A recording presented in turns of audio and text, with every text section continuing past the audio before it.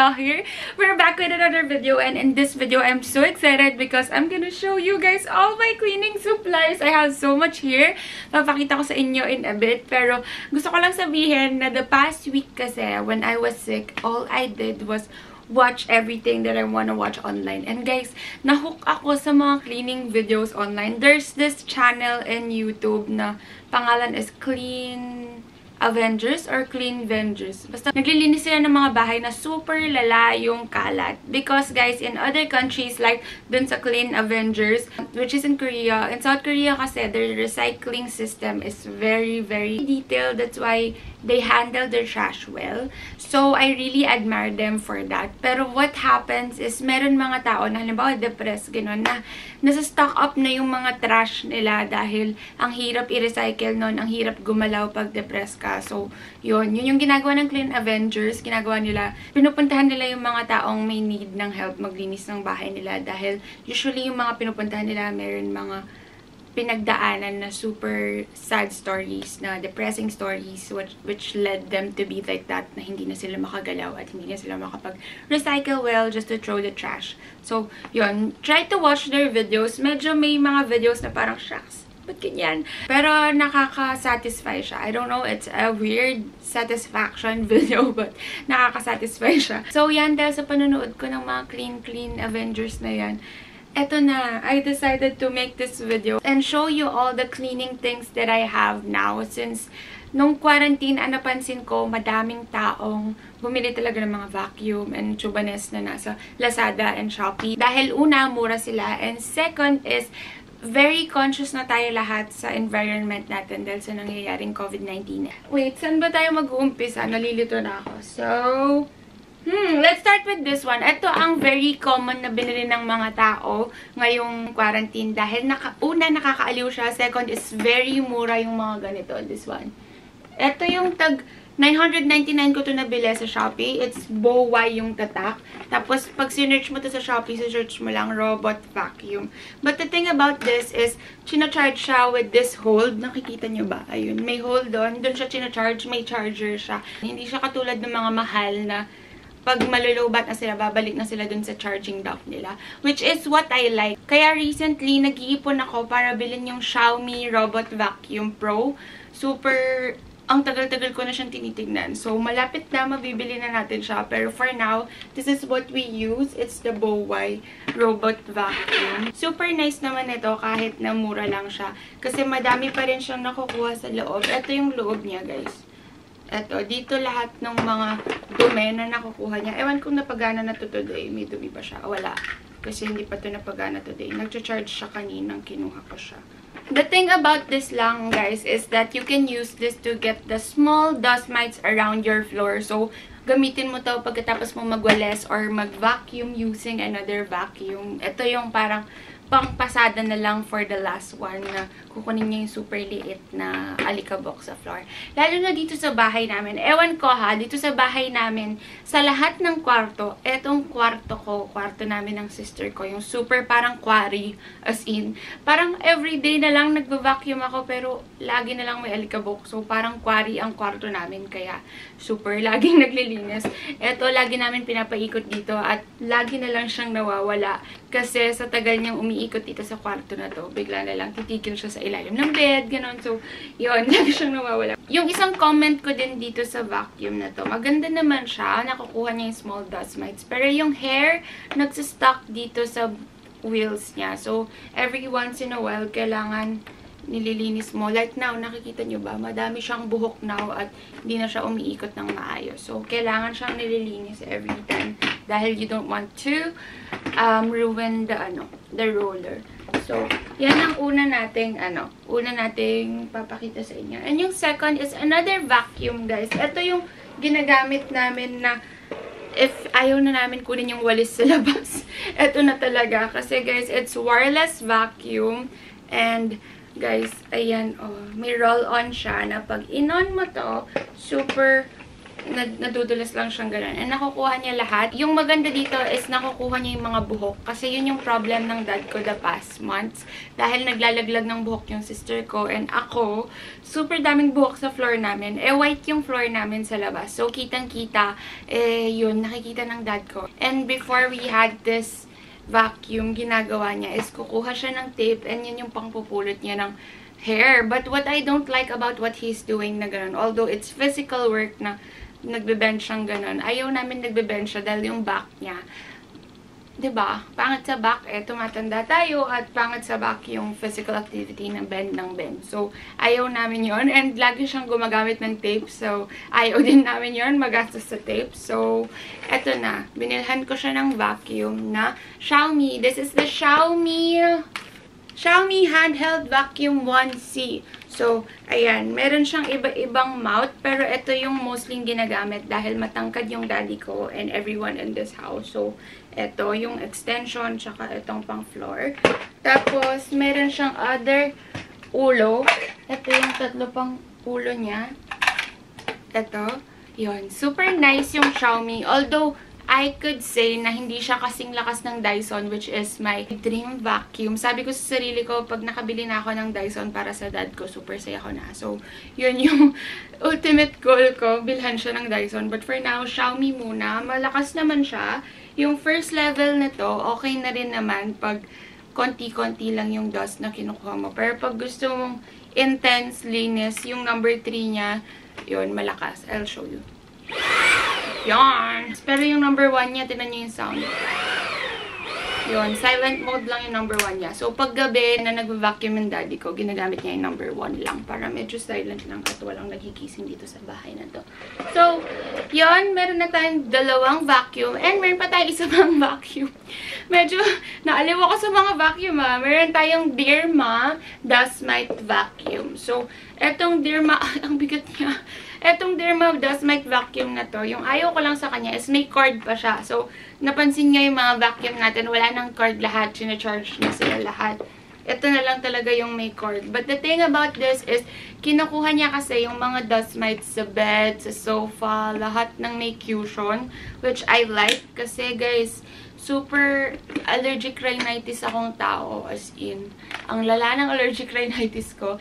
And, hindi lang ako now, pati mom ko, pati yung mga pamangkin ko, yung dalawa, laging nagsisneeze. So, we really need to clean even the smallest dust here in this house. So, eto, dust mite vacuum ng Derma. Super nice. Noong una guys, honestly, na-disappoint ako dito kasi feeling ko wala akong nakikitang dumi dito. Pero pag inopen mo yung filter niya, ang dami, ang lala. Tapos yung mga dust talaga na super liit yung nakukuha niya. Kaya super nice. I love this Derma Dust Mite Vacuum. Medyo pinag-isipan ko kung let go ko na siya dahil meron na rin naman Xiaomi vacuum. But it still does the work for the small dust mites. So, I'm still keeping this and I'm still using it around the house. So, yun. Tapos na tayo sa mga vacuum natin. So, now naman, etong meron tayong nabili na mop. Kasi minsan yung dad ko, kahit nag-vacuum na siya, gusto niya may manual work pa rin na kukunin niya yung mga natitirang iba pang dumi. So, ito, bago lang to. At medyo ibabalik ko siya kasi may damage siya. Pero I'm so happy about it. So, baka mamaya ibabalik ko lang siya tapos kukuha lang din ako ng bago. Dahil ito lang naman yung sira. Ayan, no? Sa pagka-ship siguro sa akin, nag-crack yung plastic. Dahil plastic lang siya. Nag-crack siya dito. So, yung isang side, hindi siya magagamit. So, ito, dito pumapasok yung mop na ito. Ayan, no? Ganyan yung mop kasi niya. Tapos, ito yung pole niya. So, pasok siya dito. So, kung may dumi to, tapos pinasok mo siya dito, ayan, nasa-scrape off yung dumi kasi meron siyang, nakikita nyo ba? Ayan naman may bristles siya. So, dito naman, yung kung may tubig siya, mas-squeeze. So, I really like this mop. This kind of mop. Tapos, maganda pa yung level ng ano niya, nung handle niya. Pero, yun lang nga, damage na dumating sa akin. But, sinishare ko to sa inyo guys kasi kahit na damage na dumating sa akin, o-orderin ko pa siya ulit. I showed you 5 items na. And this one is the 6th item. Nabili ko lang to sa Daiso guys. It's the window cleaning sheets. Although 20 wipes lang to, kaya medyo magasto siya. But it does the job dahil, guys, tignan nyo kasi yung kwarto namin. Ayan, puro salamin yan. So, every time na nahahawakan ng mga pamangkin ko yung mga salamin na yan, Diyos ko, ang hirap linisin kasi hirap linisin ng mga salamin. So, eto, nakahanap kami ng window cleaning sheets na ginagamit namin dito sa salamin na to.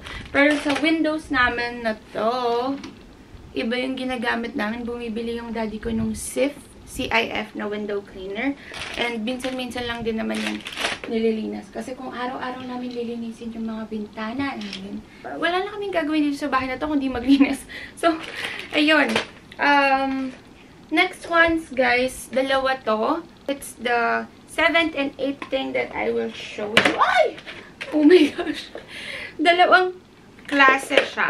So, you have this one and this one. Ito yung sinasaksak mo sa room para yung mga insects pupunta sa loob. Tapos, ito kasi pag binuksan mo to, meron siyang light sa loob na nagpapatay dun sa mga lamok. Noong una, we didn't think that it was effective kasi super konti lang nang napapatay niya. Pero kahit na konti lang napapatay niya, konti lang din naman yung electricity na kinoconsume niya. And may napapatay pa rin naman siyang mga lamok. I will show you. Ayan. As of now, konti pa lang sila. Pero, yun, mas madami pa to pag sinaksak siya ng matagal. Though, pag gabi, tinatanggal ko yung pagkasaksak nila kasi natatakot ako kasi syempre made in China pa rin to. Tapos, yun, may trust issues ako na iiwan na nakasaksak. So, we have two kinds of it. Itong black, ito mas mura to, parang 160 something lang to. Tapos, ito parang 400, 500. So, mas mahal to pero mas madaming nakakain to na nakukuha na lamok. Yung isa naman na pampatay namin ng lamok, eto guys, eto yung fly swatter. Ayan, ganyan siya. May blue siya pag may charge. Ngayon, konti lang yung blue kasi wala pa tong charge. Sina-charge ko pa lang siya now. Ginagawa namin pagka-bed, full charge to.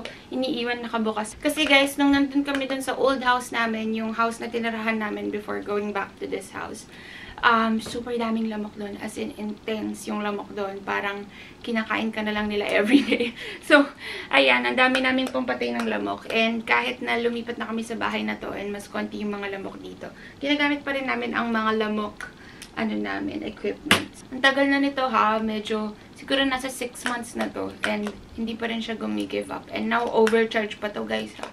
Daming beses na na-overcharge nito. Pero, worth it. Super worth it. This is like 600, 500. I'm not sure with the price. Medyo mahal din siya, pero worth it naman siya. May makikita kang ganito sa SM, pero yung nila, controls and everything, mas gusto ko to, yung nakita ko sa Lazada. The 8th thing in our list, guys, is something naman na pang linis dito sa mga curtains namin. Medyo kasi nagpa-high ceiling kami ng bahay nung pinarenovate yung bahay na to.